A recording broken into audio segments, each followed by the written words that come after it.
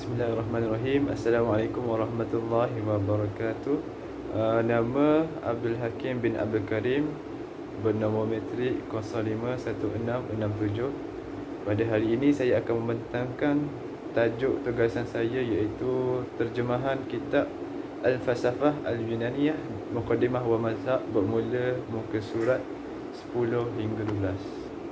Okay, masuk pada pembentangan. Makna falsafah qadimah wa hadisan. Makna falsafah kontemporari dan moden. Wa im'anan nazari fi tatawuri tarikhi wa anna falsafah wa mawdu'u bahsiha lada qudama wa muhdisin yu'tina suratu wadihatu li zahirati mutaqaddimah. Perhatikan dengan teliti sejarah perkembangan makna falsafah dan topik penyelidikan dalam kalangan ahli falsafah moden dan kontemporari. Kita dapat menggambarkan dengan jelas mengenai fenomena yang berkembang. Okey, seterusnya. Faqad atlaqa Yunaniyu kalimah filu. Oleh itu, orang Yunani mengucapkan perkataan Yunani dengan perkataan filu. Al-Yunaniyah wa aradu biha mahabbah kama atlaqu kalimah sufiyah. Dan menginginkannya iaitu cinta, kerana mereka memanggil cinta ni adalah kata sofia, dan menginginkannya hikmah, sehingga digabungkan dengan mereka dari dua perkataan yang tadi bersama filosofia yang bermaksud cinta kepada hikmah. Slide seterusnya. Wa tafarra'a an hadza anna kalimah filosof ta'ni muhibbah hukmah awil mu'assiru li hukmah wa huwa allazi yukarrisu hayatuhu wa yafni wa awaqatahu fi tahsiliha. Berdasarkan dari ini, bahawa perkataan filosof bermaksud pencinta hikmah atau pengaruh dengan hikmah. Maksud cinta yang kita boleh maksud ialah maksud cinta ialah kesungguhan dan kedalaman dalam perasaan. Sebab itu hikmah kita boleh ditakdirkan, hikmah ditakdirkan membantu seseorang itu memahami ilmu dan boleh mendalami. Dari segi lain, hikmah ni ialah ilmu lah. Maksud hikmah ialah ilmu atau pengaruh dengan hikmah, dan dialah yang mengabdikan hidupnya dan menghabiskan waktunya untuk mencapainya. Jadi ahli falsafah ni dia cinta terhadap ilmu, dia menghabiskan masanya untuk menghabiskan waktunya untuk mendapatkan ilmu. Okey, seterusnya. Wa qad asir an Sukrati filosof Yunani ma'rufi anna qalu fi haqqi falasifah la usammihum hukama lianna hadha ismi azim la yattasifu bihi illa Allah wahdi wa innama asamiyahum mahabiyyu hukmah ayya falasifah.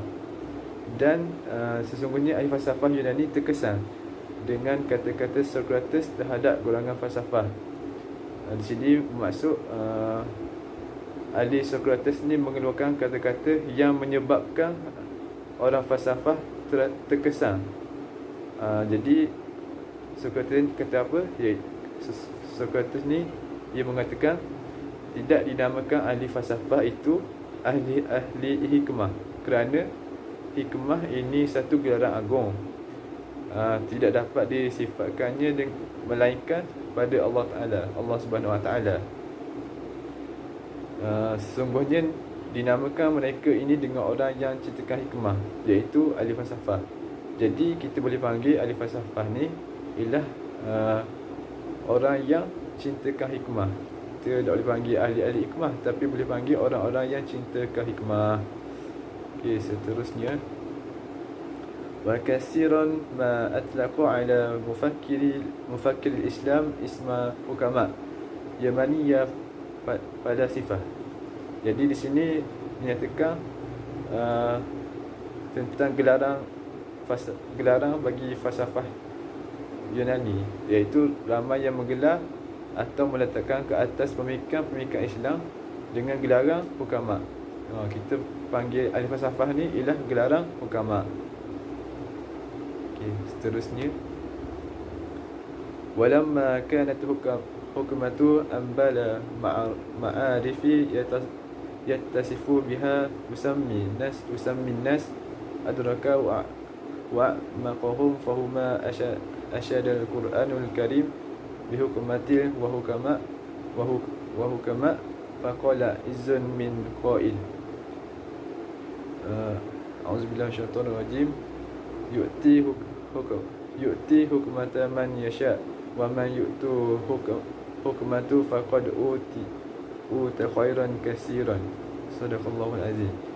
Dan tak kala ahli hikmah itu yang paling mahir dalam pengetahuan yang disifatkan dengan semulia-mulia manusia. Mengapa ahli falsafah ni disifatkan dengan ahli-ahli manusia? Sebabnya mereka memperolehi dan yang paling mendalam kefahaman mereka terhadap Al-Quran dengan bijaksana. Jadi dia ni orang yang paling faham dalam terhadap Al-Quran. Allah berfirman, dia memberikan hikmah pada sesiapa yang dikehendaki. Barang siapa yang diberikan hikmah, sesungguhnya dia telah diberi kebaikan yang banyak. Seterusnya, wa qad akhadha al-insan madfu'an bighari zati hubbi ma'rifah yushakkilu li nafsihi naw'an khasan min al-idrak li kulli ma huwa mawjud fi hadzal alam wa yakunu li nafsihi nazaratan khasatin fi hayati allati yahyaha. Dan sesungguhnya ada sesetengah manusia ni yang terdorong dengan hatinya, terdorong dengan naluri, iaitu mana kata lain ialah rasa cintakan pengetahuan, bahawasanya terbentuk dari diri sendiri, iaitu cintakan ilmu, akan ilmu dalam bentuk pandangan khas pada setiap yang wujud pada alam ini. Dan bagi diri mereka ni mencintai ilmu, mereka terdapat satu kematian khusus dalam kehidupan di sekelilingnya. Seterusnya, wa fi ma yuhitu bihazihi alhayati min zurufin wa ahdasin wa zawahiri qandafa yufakkiru fi asli wujudi wa fi ghayatihi wa fi masirul insan nafsuhu wa ma yahtawi takwinuhu min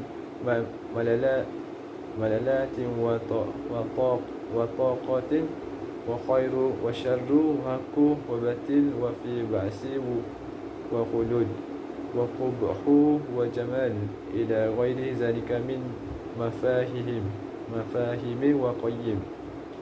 Dengan ini kehidupan dari tugas-tugasan fenomena-fenomena maka tertolak jika difikirkan pada asal kewujudan dan pada akhirnya dan pada kejadian manusia itu sendiri dan penciptaan yang meliputinya, iaitu manusia daripada kemahiran dan kemampuan pada dari segi contoh ni ada bagi bawah tu, pada kebangkitan dan kekalan, pada baik dan buruk, pada hak dan batil, dan keburukan, pada keburukan dan kecantikan, dan segalanya pada konsep dan nilai lain. Jadi sekadar itu sahaja. Untuk pengetahuan yang lebih lanjut, kita akan mendengarkan pembahasan seterusnya.